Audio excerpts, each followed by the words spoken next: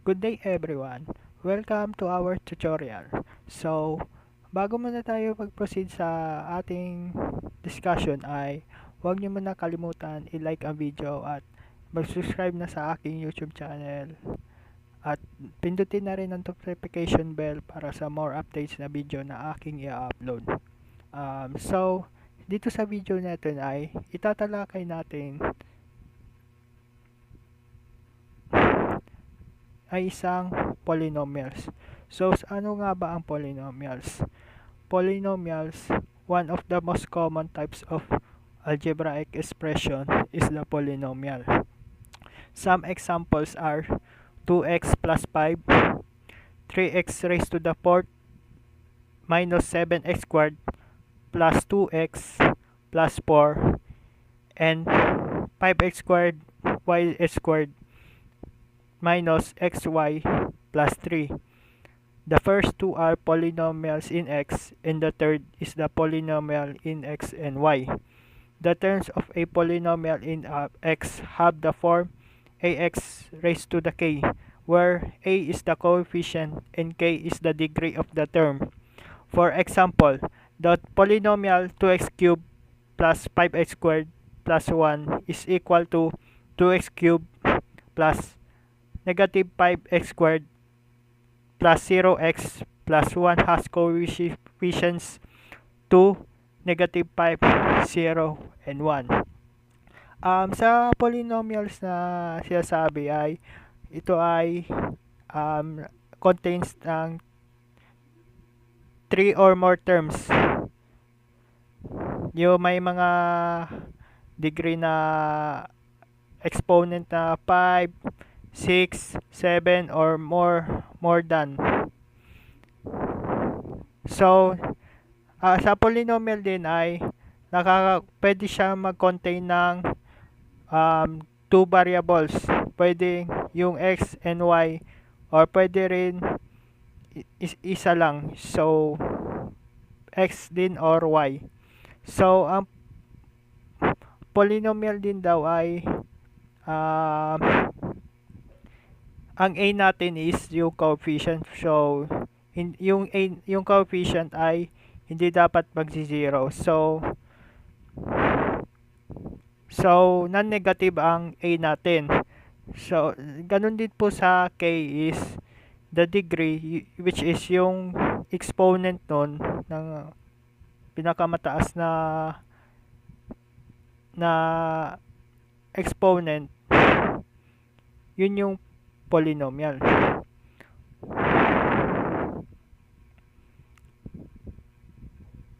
Definition of a polynomial in x. Let a sub 0, a sub 1, a sub 2 is infinity to a sub n be real numbers, and let n be a negative integer. A polynomial in x is an expression of the form. Ibig sabihin, ang n natin, which is yung exponent is non-negative integer. Ibig sabihin ng non-negative integer ay wala siyang negative. Kasi pag may negative is hindi natin matatawag yun na polynomial. Where a is not equal to 0, the polynomial is in degree n, an is the leading coefficient, and a sub 0 is the constant term. So, yung a sub n natin is hindi siya magsi-zero. So, non-zero siya. Pag non-zero kasi ang ano natin, ibig sabihin hindi siya tinatawagin na polynomial. Tapos, ang degree naman yung n is yung exponent, yung pinakamataas. A sub n is the leading coefficient, which is yung coefficient ng isang term. Then yung a sub 0 is the constant term. Yung constant term ay nakapaloob lang siya ng numbers. Wala siyang variable.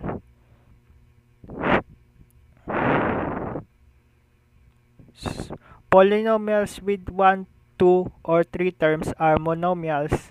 binomials and trinomials respectively.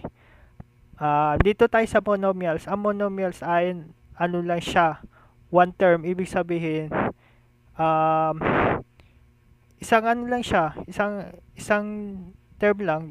Example, 5x, 2x, 3x, 5x squared, 10x cubed. Yun ang mga monomials. Dito naman sa binomials ay contain siya ng two terms. Example, x plus 1, x plus 2, x squared plus 6, and x squared plus 7. Yun ang binomials. And sa trinomials ay nakapaloob naman ay three terms, which is example nun is yung quadratic. A polynomials written in descending powers of x is in standard form. Ibig sabihin, a polynomials ay sinusulat siya ng pataas hanggang pababa yung powers, which is yung exponent natin. Tapos sinusulat siya into standard form. Ibig sabihin ng standard form ay hindi siya mula pataas hanggang pababa o maghalo-halo yung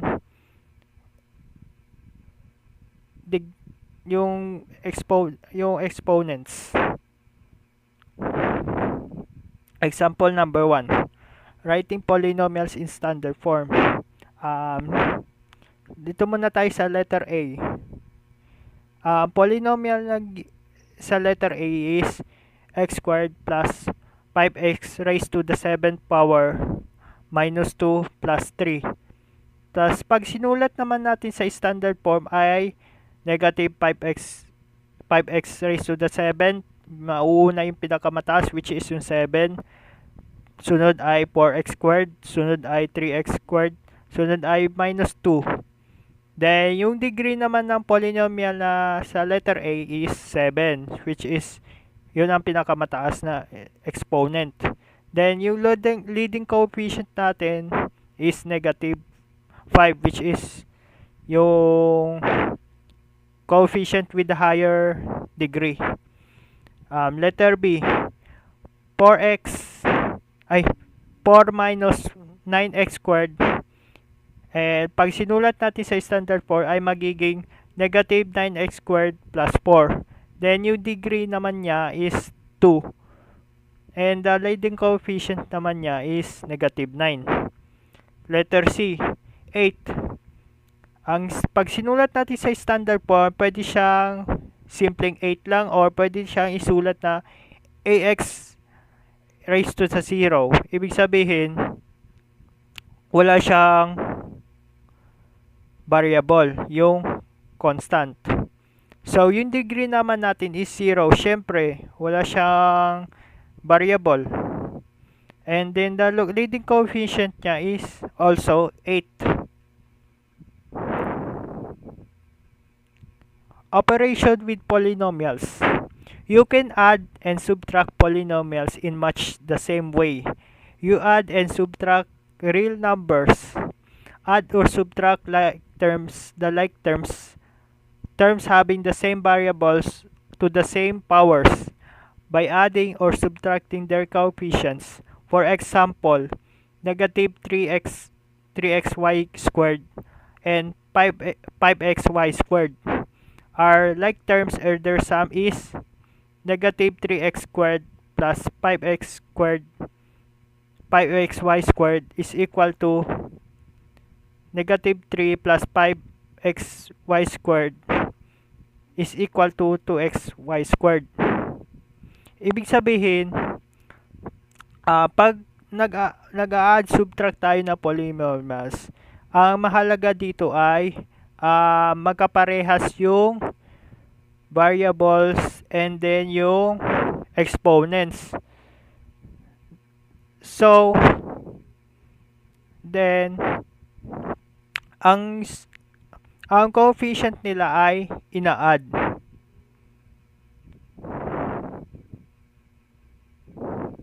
Example number 2, adding or subtracting polynomials. Letter A, 5x cubed minus 7x squared minus 3.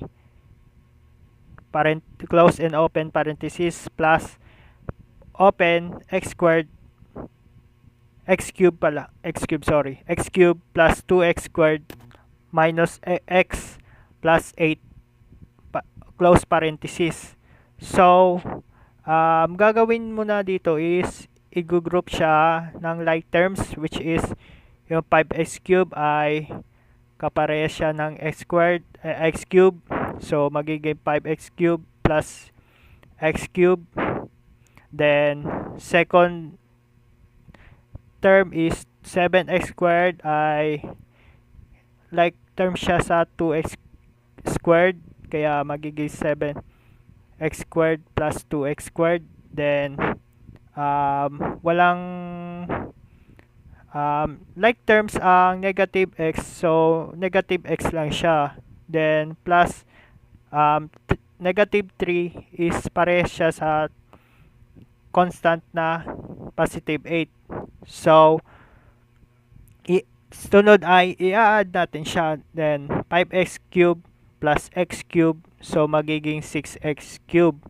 7x squared plus 2x squared is equal to negative 5x squared. Negative x ay ang copy lang. Then, negative 3 plus 8 is equal to positive 5. Ang sagot ay 6x cubed plus 5x squared minus x is equal to 5. Letter B, 7x raised to the 4th power minus 2x cubed x squared plus 4x plus 2 parenthesis is minus open 3x raised to the 4th power minus 4x squared plus 3x close parenthesis. So, dito naman sa letter B ay pares lang din siya sa letter A. So, i-combine lang yung papalitan pala yung ng sign ng each terms sa second polynomial, which is yung 3x squared minus 4x squared plus 3x. So, magiging pag natanggal na siya, na distribute na yung sign nito, ay gagawin ay i-combine na yung mga terms. So, magiging 4x raised to the 4th power minus 3x raised to the 4th power plus negative 2x minus 2x plus negative 4x minus 3x plus 2. So, magiging pag na-group line terms na siya, ay pwede na natin siyang i-add. So, magiging sagot ay 4x to the 4th power plus 3x squared minus 7x plus 2. So, dito sa activity, ano na to, ay ipapakita ko sa inyo kung paano mag-add or subtract. So, dito sa 70 to 24 ay 4 lang po ang aking naibigay. So, una muna tayo dito sa 6x plus 5 plus 8x plus 5. So, isosolve muna natin to. So, magiging gamit tayo ng So, una natin gawin is tanggalin mo na yung parenthesis, which is 6x plus 5 minus i-distribute natin yung 8x minus 15. Yan. Then, after nun, pwede na siya i-combine like terms. Magiging 6x minus 8x. Then, plus 5, positive 5, minus 15. So, pwede na natin silang i-add or subtract. 6x minus 8x. So, minus siya. So, then, ang sagot nun is negative dahil mas malaki yung 8 kaysa sa 6. Then, 6 minus 8 magiging 8 minus 6 magiging 2. Then, copy the variable x. Then, ganun din, 5 minus 15 is susubtract. So, magiging negative dahil malaki yung 15 kaysa sa 5. Gamitin natin yung sign na negative. Then, 15 minus 5 is equal to 10. So, ang sagot ngayon is negative 2x minus 10. So, pwede din natin siyang i-factor yung sign. So, magiging negative 2x plus 10. Yan. Magiging negative 2x plus 10. So, next.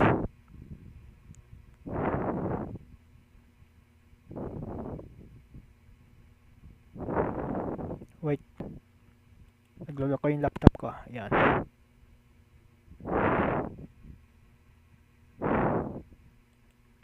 Wait lang.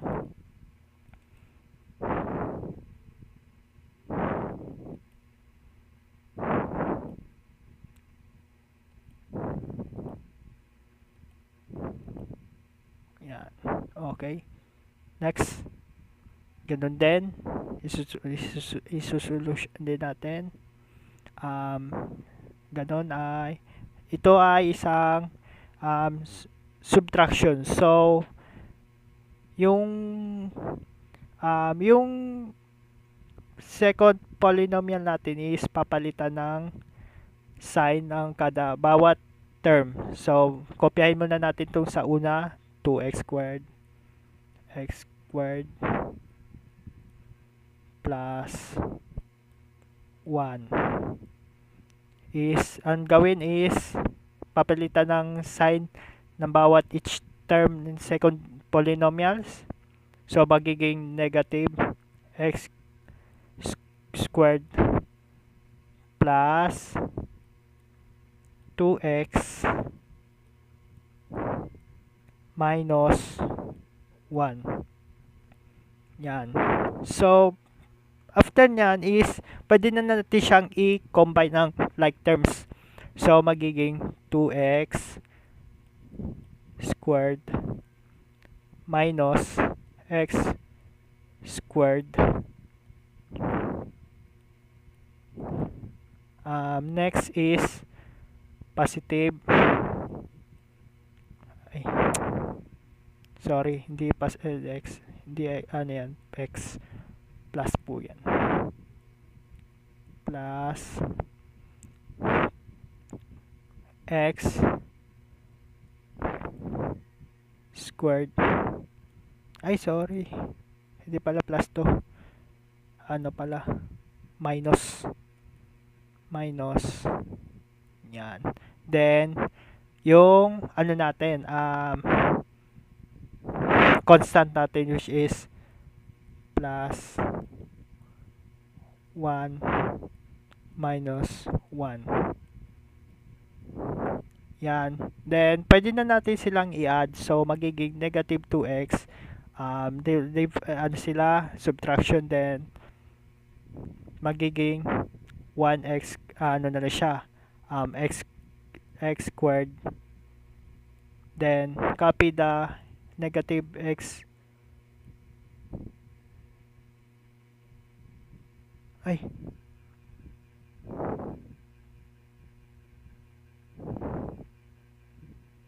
Sorry, mali pala tayo. Sorry guys. Burahin natin to. Ulitin natin.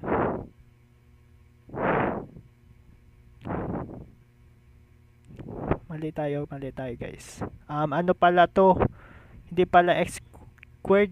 Ano pala to? Positive 2x. Then, then, ano natin, plus 1 minus 1. Yan. Then, i-combine na natin, which is magiging positive x squared plus 2x.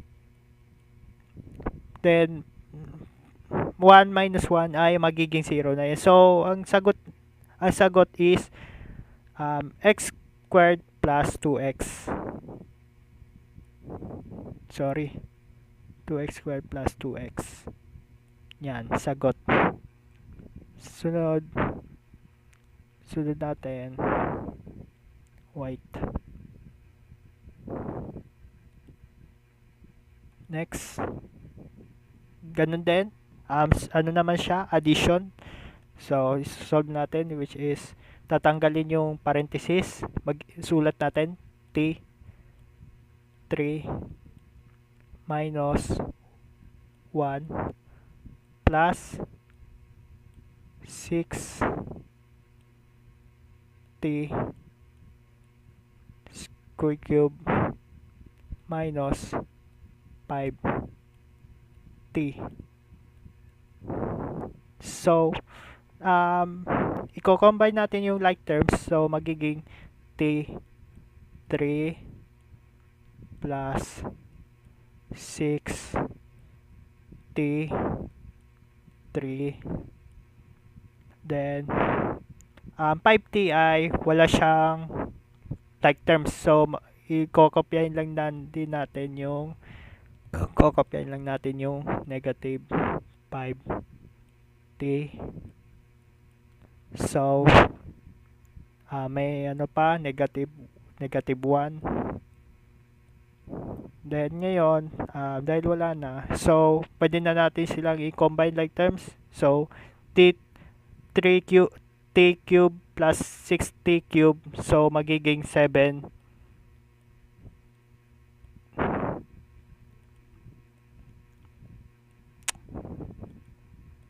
Magiging 7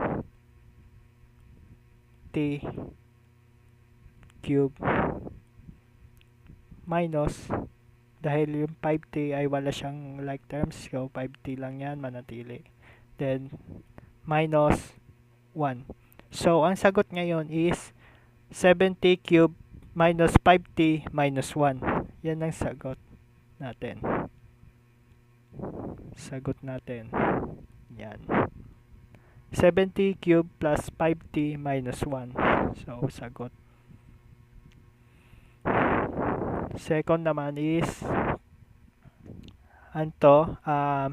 siya ay addition pa rin. So, ang gawin una is tatanggalin palagi ang parenthesis. Kokopyahin yung lahat ng terms. For y squared minus 3 plus negative 7 y squared plus 9.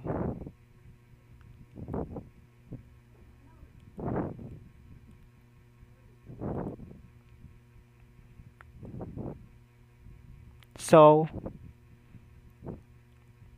yan.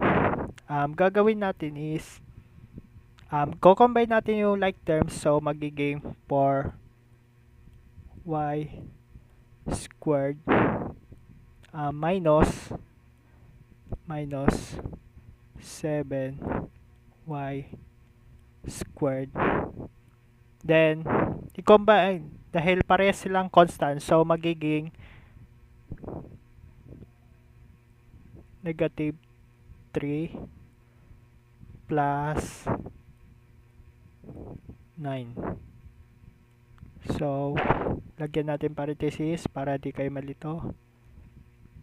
Plus pala yan, sorry. So magiging i-add na natin, subtract. So magiging 4 minus 7, so magiging negative. Negative ang sagot. Negative 3 y squared. Then negative 3 plus 9. So different sign sila. So magiging gagamitin nating sign is positive. So yung 9 is malaki kaysa 3. So 3 minus 9 magiging positive 6. So ang sagot ngayon is negative 3y squared plus 6. So pwede natin siyang i-written as, pwede natin i-factor negative. So magiging negative 3y squared plus, minus na pala siya. Ay, nabura. Hayaan mo na. Minus 6. So, yan ang sagot natin sa problem na to.